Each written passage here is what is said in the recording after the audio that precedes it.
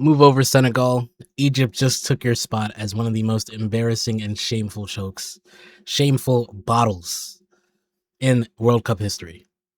I mean, man, that is not only heartbreaking for Egypt, but if I was an Egyptian, I'd feel so frustrated because somewhere along the way, Egypt just absolutely lost their way, especially in terms of defending. And to allow Argentina to basically come back in the span of 4 or 5 minutes and then get the winner just 10 minutes after that, that's just abysmal stuff. I'm sorry. You can't allow that. You cannot allow that. You've got to see it through, man. But we give credit to Argentina because look, it's a great comeback. It is a great comeback, man. But man, I'm just so frustrated for Egypt. Before we continue, make sure you guys follow, like, and subscribe. We are on the road to 3K. Tell a friend, man. Thank you guys for joining along on this ride. But let's start at the beginning of the game. Egypt, 15th minute, a header from Ibrahim. Huge for Egypt to not only score first, but to score early. All of a sudden, you have Argentina chasing the game. And for me, that's huge for Egypt because seeing their attackers, you want Argentina to push up, give you space in behind, give space for the likes of Salah, of Marmoush, of Zico to run through. So this goal was absolutely massive for Egypt.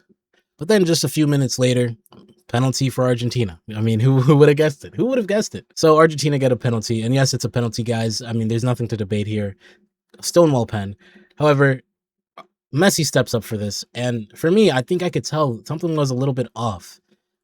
And Messi goes towards goalkeeper's left, and shout out the Egyptian goalkeeper Shobir, because Shobir hopefully I'm saying that right. Shobir is guesses this right and saves this pen. And as bad as that is for Argentina, I think it's even more massive for Egypt to not only go up 1-0, but to also get a penalty save right afterwards. It's almost as good as scoring a goal. You almost feel like you're up 2-0, right? It's so massive for the mentality and the morale of Egypt at that point in the game. And now Egypt have some hope. And Argentina are pressing and pressing. There's a few big chances that Shobir saves again, but Egypt end up getting to the half 1-0. And at that point, I'm thinking, could they do it? I don't know. I feel like you need more than one to beat this Argentina team. You probably need three. But if you can get to 2-0, maybe you have a chance. So we come out of the second half, and Argentina are pushing. They're pushing. Shabir makes some good saves here and there. And then we get to this VAR incident. Wow. I have so much to say. So the first point for me is you look at this incident, and actually, let me pull it up. Okay, so first, before we even get to whether this is a foul or not, one question is how far back do we go, right? How far back are we allowed to go and say, okay, at this point, this is a foul that impacts the goal, and thus the goal should be canceled? We need to set some sort of bar because I think not having that is going to make these kind of rumors like Argentina are rigging the tournament and things like that. That only adds to the rumors because what is the line here? Is it all just subjective? Like I don't think that's fair. I think there needs to be a certain line. Like, okay, is it when the team has possession, everything that ensues? Is it a few passes back if you make more than a certain amount of passes? Does it count? Like can we set a bar there? First off, let's set a standard. Because for me, fine, if you want to go back and go back this far, that's okay as long as it's consistent. The problem is consistency.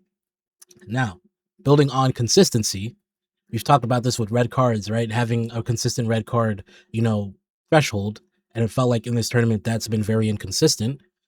But also, when you look at how this tournament has been refereed, how far they've increased the threshold for physicality, these kinds of fouls haven't been called all tournament. A little step right there. It's just never been called. We haven't been calling this. Look, by the letter of the law, sure, you could say this is a foul. I'm not disagreeing with that. But previous to the World Cup, that argument had more weight. But starting this World Cup, we've seen several fouls like that just not go called. Like they've been not called. They don't call them. So why call it now is my question. If you're not going to call it then, don't call it now. Let's stay consistent, man. If it's fouls like these that you're going to give up in the game and decide, okay, we'll let it go, then you have to let it go for goals. Otherwise, there's no point. It just screams like, there's a lot. I try not to feed into the agendas that Argentina rigged the World Cup and stuff like that. but it is just so apparently biased refereeing that has helped them. And I'm genuinely trying my hardest not to discredit what Argentina has done, because this is a great team. They play some really good football, some of the best in the world, but they don't need help from the referees. They should just be able to win without the referee help. But again, not only in last tournament, but this tournament, you're seeing these questionable calls, and it happens to go in their favor. It's just ridiculous to me. It's just terrible refereeing, man. You have to decide what kind of game you want to referee and stick to that. Okay? If I see you, not give fouls for pushes in the back and strong challenges, then don't give fouls for light touches on the foot, bro. We're like, why are we still having that? This is ridiculous. This is ridiculous, man. Absolutely ridiculous. Now, luckily, afterwards, Egypt do score a second goal. And it is in similar fashion, where they're on the counter, the ball gets slid in for Zico, and he scores. Huge, huge goal. You go into the hydration break, up 2 goals, 2-0. About what, 20, 25 minutes left in the game. Egypt look like they can do it. I genuinely think Egypt have it now. 2-0? My gosh, no way they throw it away, right? The Senegal result only happens once in a lifetime. But no. Oh my goodness. Egypt just lost their way, man. And I think this is the thing with football in particular and holding on to leads. You just got to be braver, or you've got to do it better. Pick a struggle. Here for me is where Egypt went wrong in this comeback. They just kind of lacked a sense of defensive discipline. In particular, there's a lot of last-ditch defending all over the field, and I get it, the stakes are high, and obviously, as long as you're defending and you're clearing the ball away, it all works. But you're building up this pressure for the opposing team, and you have to be able to be more defensively disciplined in order to deal with it. Giving up fouls, especially to a set-piece taker that is Messi, the best creator we've ever seen. Like, we have to do better than that, right? So you have to stay disciplined defensively, not give him these good free kick opportunities. And then if you are going to give him those opportunities, you got to be better on the set pieces. Romero should not be able to have that header, or if you're going to play offside, then play offside. You got to be able, it's the fine margins, man. Again and again, it's the fine margins. So for that first goal, you see the fine margins work again. And then that second goal, I mean, it's unfortunate, but you just got to do better. You got to get to the ball first. Look, it's a great goal by Messi. A Messi who, by the way, this game, until that comeback, was totally off of it. But look, Egypt, you got to see it out, man. I feel very frustrated that Egypt could not see this out, because this was their game to win. This was their game to win. And it's crazy that sentence is even being said, right? That Egypt was supposed to win this game. But they were supposed to win this game. And they threw it away in the span of 5 minutes. Incredible. But you still had the chance to go to extra time. And this last goal for me is where things just absolutely shameful for Egypt. I mean, you're pushing forward. I get it. You're trying to find your third goal. You're trying to find the winner. But you gotta bust your lungs, man. You gotta make that lung busting run and help your team back on defense. For Ibrahim to have to basically cover 2 guys at one time on this third goal is ridiculous. And look, there's nothing the keeper could do. It's a great cross by Lautaro Martinez. Enzo Fernandez gets on the end of it, sends it far corner, and GG's. That's that. And look, credit to Argentina, keeping on fighting. Obviously, they were the better team, especially on the ball. However, Egypt, for me, this is a missed opportunity. This is one that's going to live forever as in Egyptian football history as one that got away. Because Egypt were on the cusp of a World Cup quarterfinal and potentially one of the greatest runs ever in African football history. So it's really, really frustrating for Egypt, but it's another big win for Argentina.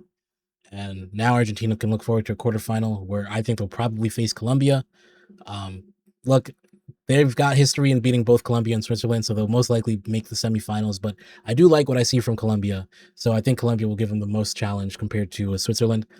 However, this Argentine side, man, I said it in the first day of the World Cup, the first match day after the first round of group stage games were over. I said this Argentine team is as good as ever, and they're still going to make it very far. Do not underestimate them. And now this kind of footy for me, for Argentina, as good as it is to win comebacks, I still think it's unsustainable. I think you need to be able to dominate a game a little bit more. I'm not saying Argentina's weak, but I do think against the top teams, you play like this, you're letting them get 2 goals up on you. It's going to be a lot tougher of a time than versus Cape Verde or Egypt, who aren't bad teams, by the way, but the level's a little bit different. So Argentina have to watch out. They're going to have to improve. But at the end of the day, when Argentina go up against the team, one team has Messi, the other team doesn't. So they'll always have a chance. They'll always have a chance. And now, for me as a subjective football fan, me trying to take some bias into it now because, like, Argentina's great. Man, it does really feel, let's be honest, it does really feel like the referees favor Argentina. Argentina are always getting favorable calls. And I get it because sometimes when there's a superstar on the team, the referee takes it upon themselves to protect the superstar. And thus that team does get favorable calls. It happens in all sports, okay? That I understand. But some of these calls, especially over the last 2 World Cups, they're just uncanny, man. Absolutely uncanny. And I see why people are like, man, Argentina be rigging this tournament. Because, bro, what do you mean VAR rules out that goal for Egypt? Now we could be talking about a situation where Egypt are up 3-0 on Argentina. We could be talking about a situation like that. And then who knows? Egypt actually do win this, or it goes to extra time or pens. We're talking about a totally different situation. So I understand all of the Argentine haters who are like, man, Argentina, bro, they're rigging this stuff. I totally get it.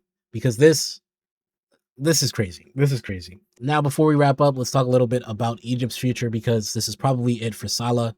And, it's probably down to the likes of, Marmoush to carry this team into the future. And one Ashore as well, who I hear is a very talented Egyptian player. I don't really know too much about the Egyptian pipeline, what's going on with the talent there, but I hope they can come back, man, because they deserve to redeem themselves for this, man. They've done a great World Cup. They killed themselves for Africa, as we like to say in the Twitter streets. And yeah, man, look, it's a very shameful way to lose, I think, to lose in 15 minutes like that. But at the end of the day, in the totality of their journey in this World Cup, absolutely, Egyptians can be proud of this team. Thank you, Egypt, for a great game, for a great World Cup, getting results versus the likes of Belgium and Iran. And yeah, shout out Egypt, man. They're gone, but never forgotten. Maybe for bad reasons, but never forgotten. Thank you guys so much for watching. It's been your boy, Ollie Footy. Make sure you guys follow, like, and sub. Until next time, we